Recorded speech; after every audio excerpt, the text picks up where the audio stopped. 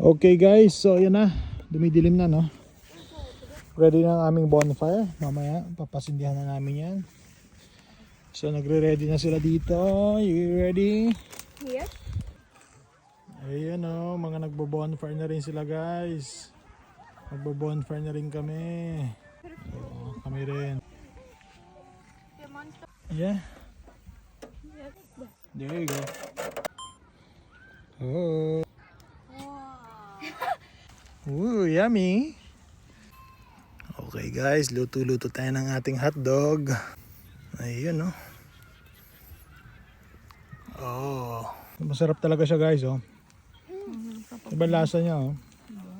Iba talaga lasa niya kapag ano? Apoy. Sanda apoy. Hap. Diba? Kaso anin lang yan. Ang aming tento may ilaw pa. Siyempre. O, diba?